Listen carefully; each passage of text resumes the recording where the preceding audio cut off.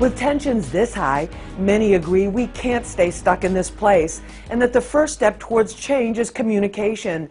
That's why we brought together different voices all together in one place. The best way to ensure that mothers don't cry because cops in blue uniform takes their lives is to make sure brothers in blue jeans are not taking their lives. We have to be consistent.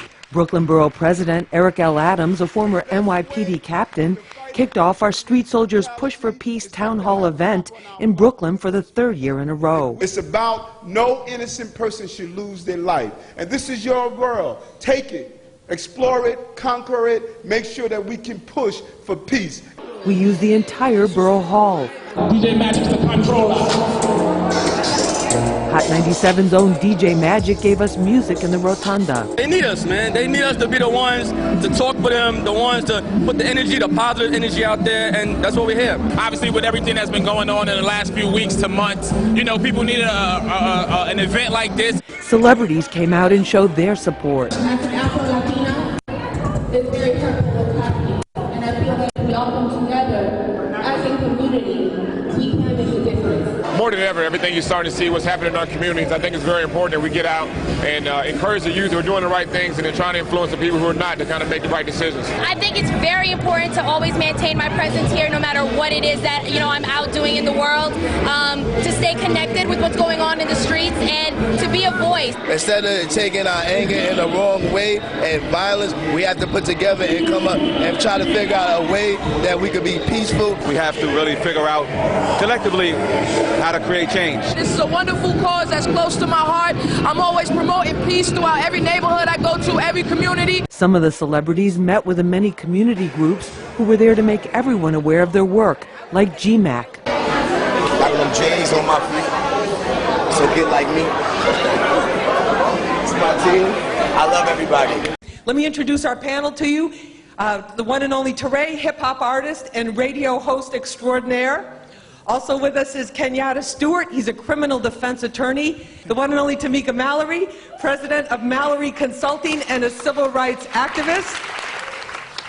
Also with us, one of our Push for Peace original sponsors, Shanduke McFadder, president and founder of GMAC. Also with us, hip-hop artist Graf, Dr. DARRIN Porcher, former NYPD lieutenant and criminal justice professor. And also on the end here, NFL star Tony Richardson, former New York Jets. He's in the Kansas City Chiefs Hall of Fame. In terms of the temperature on the streets, we hear in the media, police, African-American community in a state of crisis. Is that a media hype or is that a reality? It's both, actually. It's plenty of media hype, but when you come out in these streets, there still is no community relations with our young people and law enforcement officers that's in our community. The most I can say is when it comes to some officers who are trained under community affairs, they have a different way of dealing with the community, but we have too many people who are not of our skin color, who don't live in our communities, who are dealing with us the same way. I think we're certainly at a crossroads that at this point we all know that the issues are very serious. There's no more trying to figure out whether or not there's racism, whether or not there's police brutality. What we've seen on these camera phones in the last several weeks and for the last several years has made it clear that there's an issue. Do you think police are getting a bad rap, or what are we talking about here? Majority of police officers or a small group of them? Well, or a culture? There is a cultural disconnect in connection with the police department. But we have to take in consideration, police are our first line of defense in the society we live in. However, they have a responsibility. Their responsibility is to police the public accordingly. People that live within these communities must be and need to be respected. Oftentimes with policing we have two components. We have the order maintenance, which primarily focuses on enforcement, and then we have the public servant piece, which deals with people on a day-to-day. 90% of all police work is service related. Service related meaning people from the community engaging with police officers for service issues such as car accidents, lost child, etc. But the overview of that is the level of respect. The order maintenance, which is only 10%, seems like it's getting the overview overwhelming majority of the police budgets. 90% of these police budgets are focused on order maintenance. However, only 10% of policing is order maintenance. But as we move forward as a community, ultimately, we have a responsibility. We have 8.5 million people as citizens in the city of New York with a police force of only 30,000 people. 30,000 officers can only do but so much. And Darren, we're going to talk about what they're going to do. We need to take a short break. This is Street Soldiers, our Push for Peace Town Hall at Brooklyn Borough Hall. We'll be back right after this. Welcome back to Street Soldiers, our Town Hall Push for Peace. We have an amazing panel. We're talking about surviving the streets, all aspects of that. And KENYATTA Stewart, criminal defense attorney, in terms of what you see in the cases that come across your desk at Hunt, Hamlin, Ridley, what do you see happening? You know, at this point, at least I got to tell you, we are at a pivotal point, as you just said a few moments ago, but this is going to be in the history books. Where we are right now, we are all part of history. Imagine, you know, years ago when they had issues with slavery and they had issues with women's rights, they were going through it and they was, stressed out about it and worried about it. We're going to have 20 years from now, you're going to be thinking about how black lives matter and how, you have people who make comments about how all lives matter. But just think about this, Lisa. When I'm out at a cancer walk, do I say, oh, you know what, I forgot to talk about AIDS? See, the issue is we have an issue with black people being killed. We don't have an issue with, as we had before, gay being targeted in the military. That's what the issue was. So I need you to realize the cases that are coming across our desk are twofold. Right? You got officers, who, and again, I need to let you know, we represent officers on one side and represent, people on the other side. Right. People charged with crimes. So now we have officers come in and say, you know what, I don't like the idea of cameras because it stops what we do, right? And they say, well, everyone wants to be protected. Everyone wants to be protected, but yet, when it comes down to it, they don't want to do our jobs. On the other hand, we got people who are saying, listen, you know what, I need the camera phone.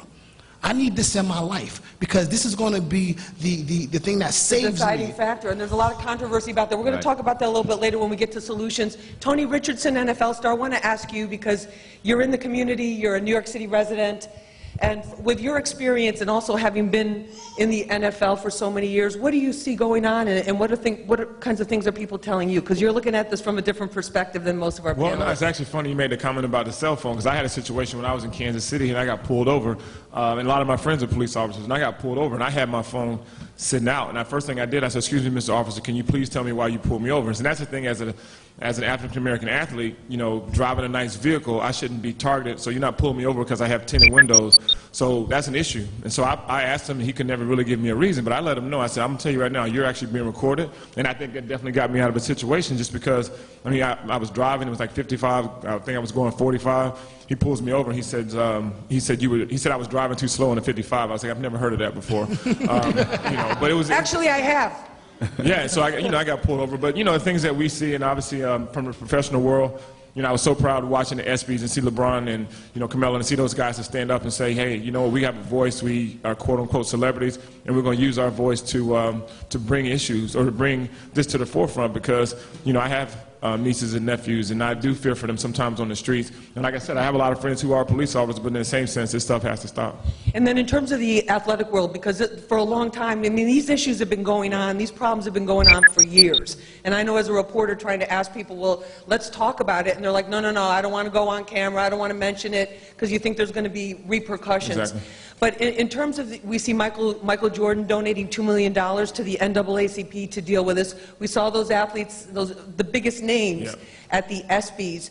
Do you feel, as some of our previous guests have said, that this is a time, this is like an historic time where people really have to make a stand? Yeah, it is. And like you said, and obviously Michael Jordan got criticized a lot, during his playing career because he never really stood up on a lot of the issues. Well, not necessarily stood up, he just didn't talk about it. So I think now that our superstars, LeBron's the highest of the highest, for him to step up, that gives some of the young players who are currently playing, I'm retired now, but it gives those younger players now a platform because if LeBron can do it and he's in the height of their high, endorsements and all that kind of stuff, it really opens the door for younger guys to kind of step up and say, hey, we gotta speak on these issues. Teray, what about hip hop's response? Because that's been a conversation that we've had on Street Soldiers for a long time, where people are like, why aren't the artists speaking out? And then we just saw 23 Ways You Can Die.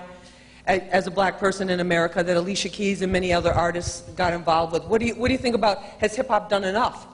I think hip-hop has always been a voice for the community, a voice for the people, a voice for the voiceless, if you will. And I feel like a lot of what's being portrayed and what's being pushed to the forefront is a lot of negative content and a lot of imagery that is going to perpetuate these stereotypes. You know, we need our artists to stand up and take a stand and say, listen, if it means no radio play, then so be it. If it means no endorsements, then so be it. But at the end of the day, I don't think any artist can turn a blind eye to what's happening in the communities that we all come from. You know, some of us, you make money and you leave your hood and you never look back and you never go back. And that's why the cycle keeps going. You know, we got to go back and pull people back and put these images and this message out there of positivity, of peace, and, you know, still keep it entertaining. Of course, life is about balance. Everything is about balance. Right. You know, but sometimes I want to party and turn up, and sometimes I want to mourn to death, and sometimes I want to be in love, and I want to soak or being sad, and all these different things. But a lot of times what you see in the mainstream on terrestrial radio is just one agenda being pushed, and I think that comes from a bigger story in a bigger place. Definitely. Graf, you're a hip-hop artist too. Right. In terms of the content, in terms of the message, in terms of the image, and that's Teray, as you know, we appreciate you volunteering here for Push for Peace this year and for helping us out with the show. And that's also why we want to do the Push for Peace too, is to expose the people who are doing such positive things in our communities and with their lives too. So we really appreciate that. Graf, what about that in terms of hip-hop and its peace in all this? How do you see it? I think in terms of hip-hop, we've always been a voice, as Tori said, we've always been a voice to speak out for people who are not represented or feel they have their voices heard. Because right now, at this time, people are angry. We are upset. As a community, what you see on TV, what you feel, when I'm in the street and I get pulled over by police, I am afraid. Whether I talk to you correctly or not, I do feel like, okay, my life could be in jeopardy. When I saw them shoot that man laying on his back with his hands in the air and they still shot him, he asked the officer, why did you shoot me? And he said, I don't know. That happened while we were still marching. Like, you can't, we have to, that's why I like these types of forums where we can figure out what we can do to move forward, because I don't know if there is an actual getting past this. This is past the story. But it's we have to get past this. But I don't know if it will ever actually stop. Like, I don't know. The only solution to me, we have to see repercussions. We got to see the cops actually take accountability and be penalized. That's a theme Tamika a lot of people have talked about, is that there's a sense that, yes, understandably, sometimes things are going to go wrong when you're in the streets, but this sense that many people have that there's two systems of justice in America and there isn't justice for all. That's my take on it too. Like, I think if we really have some type of accountability, like somebody steps, okay, yes, I was wrong, and you take accountability for your actions and you get penalized for that, then that makes sense. Because think about it, in any system, it's chaotic if there's no sense of repercussion or punishment. If there was no laws to stop you, we would go outside and murder, steal, rob all day and nobody would ever stop. You gotta be, yeah, it'd be like the purge, exactly. You gotta police the police as well. So, and I'm not saying all cops are bad, because some of them actually out there doing their jobs. No, the reality is when you're in a jam, if somebody has a gun to your head or comes in your store and wants to rob you, you want to call You'll call the police. Exactly. Let me just say, though, that it's not going to happen by us just calling for there to be accountability. The question is, what are we willing to sacrifice in order to force accountability? Right. What do you? Okay, but explain that. Explain that. So what that means is that we have $1.3 billion $1 trillion, of spending power in this country. That's the only thing that we have that gives us the power to speak. So if we are going and purchasing McDonald's products and going to Walmart and going to these places that are specifically contributing to mass incarceration, because what we think is that police brutality is somehow a separate issue, that, you know, that's just something that happens on the street. No, police officers were established in 1865 as a part of keeping the slaves that had just been recently freed, keeping them tamed, and therefore they are still participating in what is called a slave labor system. So when they arrest you for selling Lucy cigarettes, the goal is to get you in prison. Once you get in prison, you're making products for 23 cents an hour Profit. for these major corporations. Profit. So there's a big thing that's happening here, and people are looking at, let's go fight one commissioner. It's not about one commissioner or one police department. It's about an overall system that seeks to oppress us, and we have to start thinking differently and thinking bigger and broader. All right, we're going to talk about thinking bigger and broader. This is Street Soldiers Town Hall, our Push for Peace, our 6th annual town hall. We'll be back right after this. You had a comment, sir, you wanted to make for our panel? Okay, let's go over here to the audience and see what comments everybody has. The question I have, qualified immunity. What does that mean? What is the definition of that as it relates to our federal officials as well as our state officials? And what is the definition of abuse of qualified immunity that they hide behind? And then once we get that answer about getting that in the hands of the people who have the phones, who can say, this is what happened, this is what happened, this was abuse, this is not abuse. Okay, let me simplify. That was a really complicated question, and a lot of issues. You're raising a lot of issues. I'm going to bring it down to something real simple here, if you don't mind. Is that okay? All right. So the question is, there were a lot of people. I'm going to throw this out to the panel. We talked about the camera phones. Tony, you talked about the camera phone, you know, how you used it and you felt it helped you, and also people becoming aware. For a lot of time, people in other communities outside the black community became aware of what was really going on to African Americans because of these cell phone videos. But then we had the Eric Garner case where people saw what happened on video, and yet that police officer is still being paid as a member of the NYPD, was not indicted by a grand jury. So there are a lot of people, Kenyatta Stewart as the attorney, that feel that, you know what, everybody thought the camera phone was going to be the game changer, and yet here it is, it's like same old, same old. All right, so there's 2 points, right? 2 points. It's the administrative aspect of it, right? So if an officer has an internal affairs complaint against him, who is making the decision on if it should be founded or not? Police officers. So if I got a police officer who has done something, and my friend here is making a decision on if what I did was wrong, well, guess what? Nah, he ain't do nothing. He all right.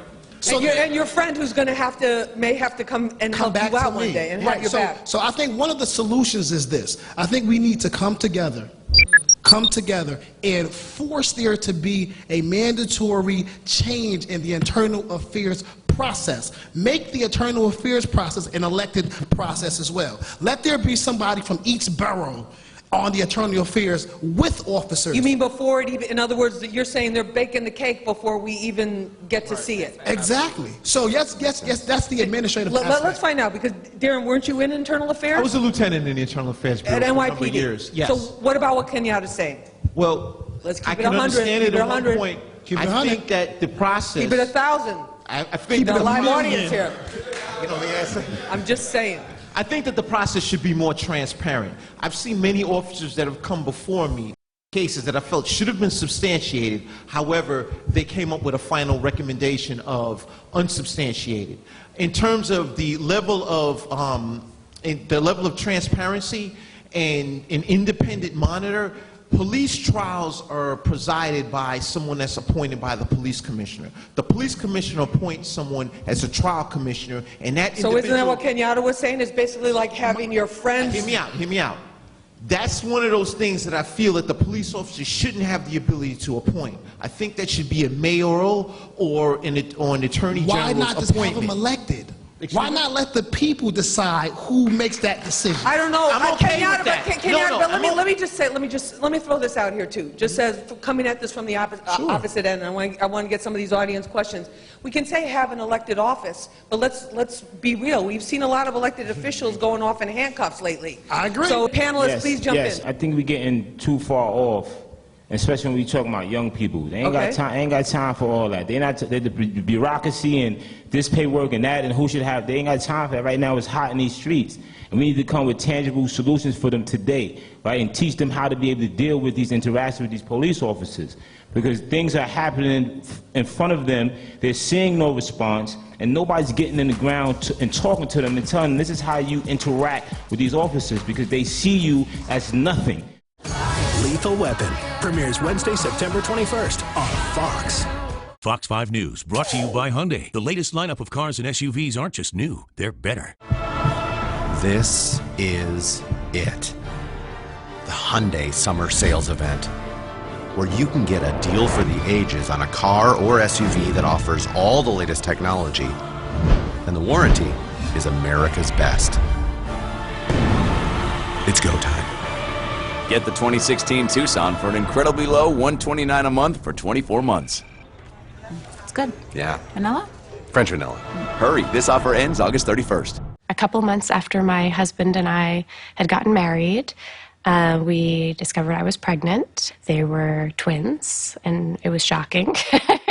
So we went to this other hospital, and they recommended either terminate the entire pregnancy or terminate baby B in an effort to save baby A. I remember my husband looked over and he was like, I'm not giving up on baby B yet. We decided to go and get a second opinion at a New York Presbyterian. Dr. Miller said, you're a candidate for the laser surgery. I can't imagine thinking about ending one kid's life to save our other kid's life. So baby A comes out, and I heard the cutest gurgle, and baby B came out a minute after, and then they were Elias and Mateen. Hey, boys.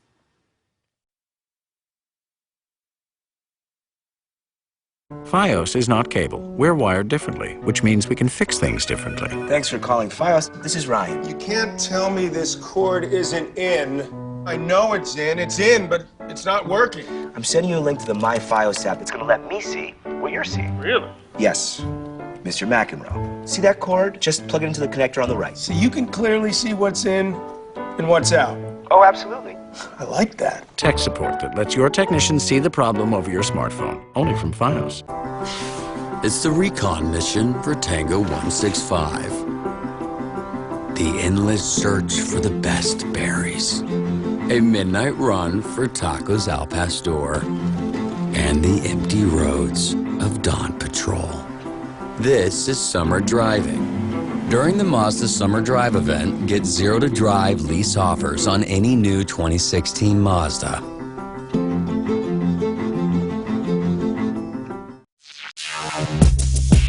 Listen, I'm in the streets, and as a person who's not out here committing crimes, who's out here doing positive, if I'm driving and the police pull behind me and I ain't got a gun in the car, my license is good, I'm still scared to death.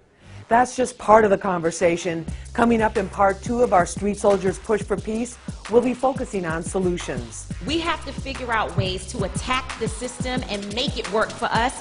Thanks for tuning in, and remember, use your mind, it's your best weapon. I hope it's your only weapon. I'm Lisa Evers. Let's push for peace.